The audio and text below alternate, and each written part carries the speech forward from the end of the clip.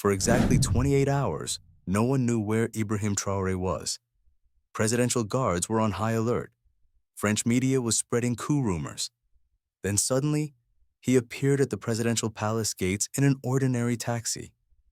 There were bloodstains on his clothes. His eyes were red from exhaustion. In his hand, he held a small notebook with only 7 names written in it. These names would forever change the fate of Burkina Faso that night. The morning had started like any other in Ouagadougou. The capital of Burkina Faso was awakening to the familiar sounds of street vendors setting up their stalls, motorcycles buzzing through narrow streets, and the distant call to prayer echoing across the city. In the presidential palace, Ibrahim Traore had been up since dawn, reviewing reports on the country's ongoing security challenges. Colonel Marcel Sande, Traore's chief of security, entered the office with the daily briefing. Mr. President, the situation in the eastern regions remains unstable. 3 more villages reported raids last night. Traore nodded grimly. Since taking power, he had been fighting an uphill battle against insurgent groups that threatened civilian populations in the border regions. But something about these recent attacks felt different, more coordinated, better equipped. "And the weapons we captured last week?" Traore asked. "That's what I wanted to discuss, sir," Colonel Sand replied, lowering his voice despite being alone with the president. "The serial numbers don't match any known insurgent supply chains. They're French-manufactured, recent models, not supposed to be in this region at all." Traore's eyes narrowed. This confirmed suspicions he'd harbored for months, that someone was deliberately arming the insurgents, creating chaos in regions rich with gold and strategic minerals. "Who else knows about this?" he asked. "Just myself and Captain Diallo, who ran the analysis. We kept it off official channels as you instructed." Traore stood up and walked to the window, looking out over the city he had sworn to protect. A decision was forming in his mind, one that would be dangerous, possibly deadly, but potentially the only way to uncover the truth. "Cancel my appointments for today," he said quietly. "All of them." Colonel Sanda appeared concerned. "Sir, you have the meeting with the French economic delegation at noon and—" "Especially that one," Traore interrupted. "Tell them I've fallen ill. Nothing serious, but I need 24 hours of rest." "What should I tell the cabinet ministers?" "Tell them I'm working on a classified matter and will brief them when it's complete."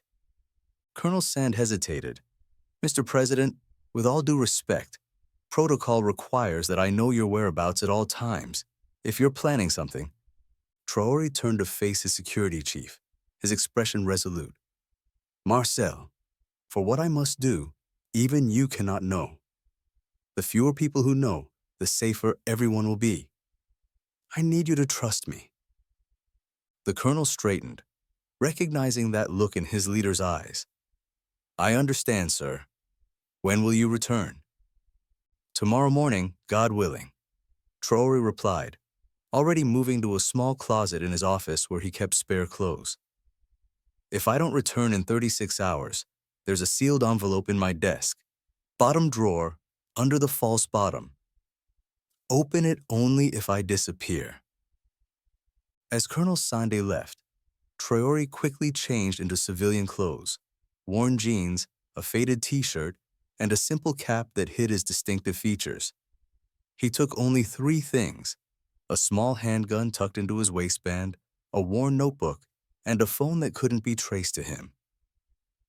Using a service entrance known to few, Traore slipped out of the presidential compound unnoticed. He walked several blocks, moving through crowded marketplaces where he was just another face in the throng, before hailing a motorcycle taxi that took him to the outskirts of the city. There, in a dusty garage hidden behind a welding shop, waited the one person he trusted completely with this mission, Amara Cohn, his childhood friend who had fought alongside him since their military academy days. "I was beginning to think you changed your mind," Amara said, rising from where he had been sitting on an overturned crate. "Some things can only be done by the president himself," Traore replied. "Is everything ready?" Amara nodded toward a battered jeep parked in the shadows. "Untraceable, full tank, supplies in the back. But Ibrahim, this is madness. If you're right about who's behind these weapon shipments, you're putting yourself directly in the lion's mouth." "Then we better make sure the lion doesn't see us coming," Traore said with grim determination. Within minutes, they were driving east, away from the capital and toward the region where the mysterious weapons had been captured. What exactly was Traore looking for? Who did he suspect? And why would the president of a nation put himself at such risk instead of sending intelligence operatives? The answer lay in a pattern Traore had detected over the past 6 months. A pattern no one else had seen because no one else had all the pieces of information. Classified military reports, diplomatic communications, financial transactions, and intelligence briefings had shown him something disturbing. Every time Burkina Faso made progress in asserting control over its gold mining regions, coordinated attacks would follow, forcing the military to redirect resources. But the final piece had come just 3 days ago, a confidential report showing that a supposedly defunct airstrip near the eastern border had shown recent activity on satellite imagery, an airstrip that officially didn't exist on any current maps. 4 hours later, Traore and Amara abandoned their jeep in dense brush and continued on foot, approaching a series of low hills that concealed the location of the airstrip. The sun was beginning to set, casting long shadows across the landscape as they moved silently through the terrain. "There," Amara whispered, pointing to a narrow gap between two hills. They moved closer, using binoculars to survey the area. What they saw confirmed Traore's worst fears. The abandoned airstrip was very much active. A small hangar had been erected, and beside it sat a cargo plane with no identifying markings. Men moved crates from the hangar to trucks parked nearby. "We need to get closer," Traore said. "I need to see what's in those crates, and more importantly, who's giving the orders." As darkness fell, they crept toward the hangar, using the unloading activity as cover for their movements. The risk was enormous. If discovered, Traore would at best be embarrassed internationally, at worst, killed with no questions asked. This was not Burkinabe territory in any real sense. It was a lawless zone where money and weapons ruled. From behind a stack of fuel drums, they watched as the crates were opened for inspection. Inside were not just weapons, but medical supplies, communications equipment, and worst of all, uniforms. Burkinabe military uniforms. "They're planning a false flag operation," Amara breathed.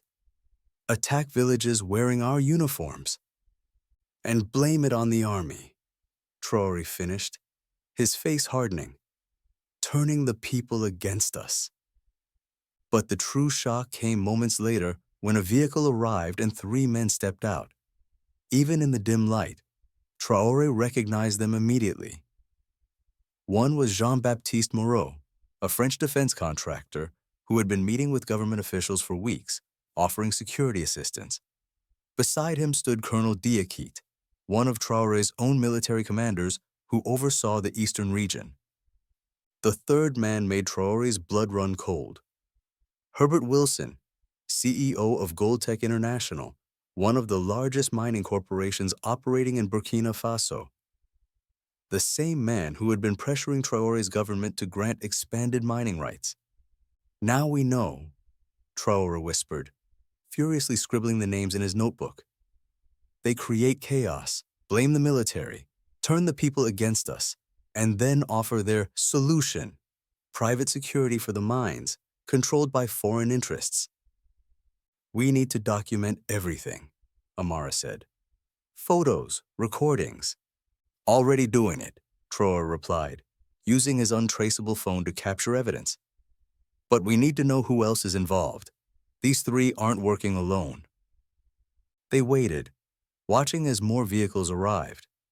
With each new face, Traore's notebook gained another name, a customs official who could ensure shipments passed borders without inspection, a local media mogul who would shape the public narrative, a banker who would launder the profits. By midnight, Traore had 7 names, a complete network that reached into every level of Burkinabe society and beyond, into international finance and diplomacy. "We have what we need," he whispered to Amara. "Let's go before—" A shout cut through the night. "Over there, by the fuel drums!" One of the guards had spotted movement. Instantly, the area erupted in activity as armed men began to converge on their position. "Run!" Traore ordered. "Split up! Meet at the backup location." They dashed in opposite directions as bullets began to fly. Traore ran into the darkness, using the terrain he had studied for years as a military officer. Behind him, he could hear engines starting. They were giving chase. What followed was a nightmare of narrow escapes. Traore evaded his pursuers by hiding in a dry riverbed, only to nearly step on a snake that could have killed him in minutes. He crossed paths with a patrol of actual insurgents, having to fight his way out with his handgun when they tried to capture him. By dawn, he was miles from the airstrip, exhausted and injured from a bullet that had grazed his shoulder. But he was alive, and more importantly, he still had his phone and notebook, the evidence he had risked everything to obtain. Amara, however, was nowhere to be found. Their designated meeting point remained empty hour after hour as Traore waited, hidden in the brush, consuming the little water he had left. By the second night, Traore faced a brutal decision: continue waiting for his friend, or return to the capital with the evidence that could save his country from the conspiracy he had uncovered. With a heavy heart, he began the long journey back, avoiding main roads and checkpoints, using the stars to navigate just as his father had taught him as a boy. He caught brief snatches of radio broadcasts on a small receiver, reports that the president was ill, then rumors he had fled the country, and finally, by the second day, whispers of a possible coup being organized. The conspirators were accelerating their timeline, realizing their operation might have been compromised. Traore managed to reach a small village where, after carefully ensuring it wasn't under insurgent control, he revealed his identity to the village elder. The astonished man immediately offered him use of the village's only vehicle, a weather-beaten taxi that had seen better decades. "Take me to Ouagadougou," Traore told the wide-eyed driver, a young man named Musa. "To the presidential palace, and I will remember your courage." The drive back was tense, passing through checkpoints where soldiers peered into the taxi, never expecting to find their president sitting in the back seat, covered in dust and dried blood. As they approached the capital, Traore used his phone for the first time since the airstrip, sending a simple coded message to Colonel Sandé: "The eagle returns to the nest. Prepare the hunters." When the taxi pulled up to the presidential palace gates 28 hours after Traore had disappeared, the guards initially raised their weapons, not recognizing the haggard man who emerged. Then shock spread across their faces as they realized who stood before them. Colonel Sanda rushed forward. "Mr. President, we've been searching everywhere. We thought—" "There's no time." Traore cut him off, his voice hoarse from thirst and exhaustion. "Implement security protocol Omega immediately. The targets are in my notebook. No one warns them. No one approaches them until all 7 are secured simultaneously." The colonel's eyes widened at the highest security protocol in the nation's arsenal, but he nodded sharply and began issuing orders into his radio.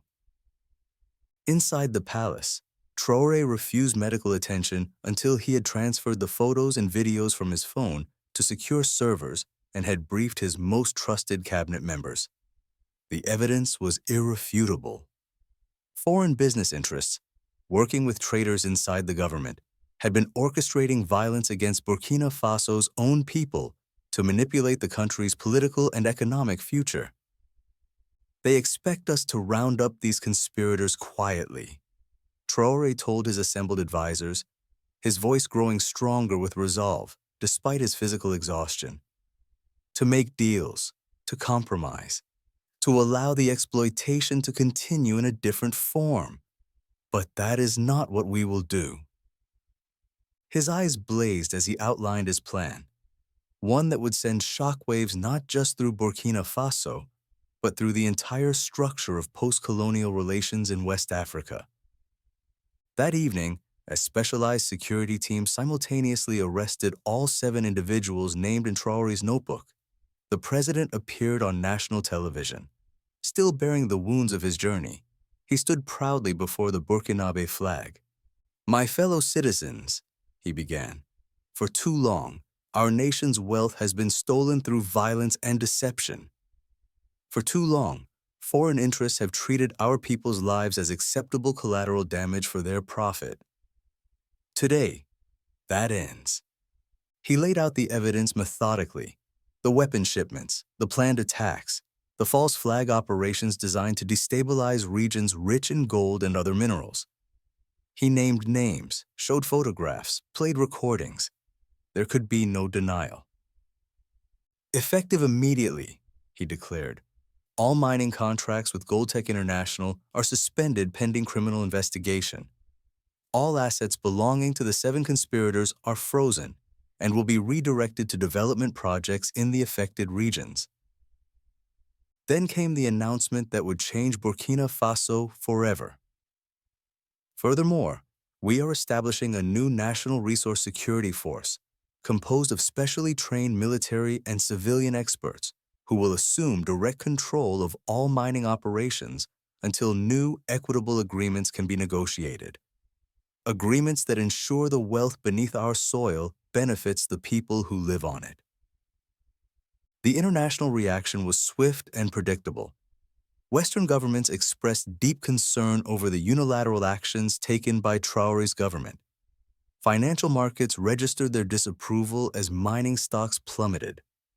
Former colonial powers threatened economic consequences. But something unexpected happened as well. People across Burkina Faso took to the streets, not in protest, but in celebration. Villages that had lived in fear of attacks now organized community defense committees in support of the government.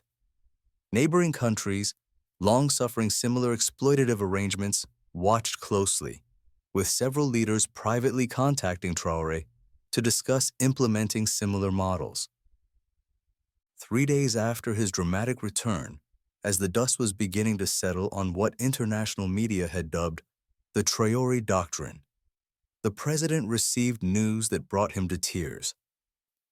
A military patrol had found Amara Cohn, wounded but alive, being hidden and cared for by local farmers who had found him near death. When Amara was well enough to speak, his first words to his old friend were, "Did we succeed?" Traore smiled, clasping his friend's hand. "We've only just begun. The real work starts now." In the months that followed, Burkina Faso underwent a transformation. The National Resource Security Force implemented unprecedented transparency measures, with mining profits published publicly and distributed directly to affected communities. Schools and medical clinics appeared in villages that had never had them. Young people who might have been recruited by insurgents instead found employment in community development projects. International mining companies, initially outraged, eventually returned to the negotiating table. This time, facing a government that negotiated from a position of strength and with the full support of its people. As for the 7 names in Traore's notebook, their fates varied. Some faced public trials for treason, others cooperated, providing evidence against larger networks of corruption. Colonel Diakite, in a televised confession, revealed that similar operations were underway in 3 other West African nations. 1 year after those fateful 28 hours, Ibrahim Traore stood at the opening of a new hospital in a formerly neglected eastern village. Beside him stood Musa, the taxi driver who had brought him back to the palace, now employed as part of the presidential transportation team. A journalist asked Traore if he had been afraid during his dangerous solo mission. "Of course I was afraid," he answered honestly. "But there are two types of fear. There is the fear of personal danger, which any sane person feels. And then there is the fear of failing your people when they need you most. The second fear is much greater than the first." The taxi that had returned him to the palace now sat in the National Museum, a symbol of how ordinary courage combined with principled leadership could change a nation's destiny. And the notebook with 7 names? Traore kept it in his desk drawer, a reminder that the greatest threats to African sovereignty often wore business suits and spoke of progress while designing exploitation. When foreign diplomats would later pressure him to return to business as usual, he would simply tap his pocket where the notebook used to be and say, "I have other names too, names I haven't revealed yet. Shall we discuss real partnership instead?" They usually got the message. What do you think about this story? Would you have the courage to do what Ibrahim Traore did? Do you believe leaders should take personal risks to protect their nations? Share your thoughts in the comments below. Don't forget to like, subscribe, and hit the notification bell to see more inspiring stories about African leadership. Let us know in the comments what other aspects of Ibrahim Traore's leadership you'd like to learn about.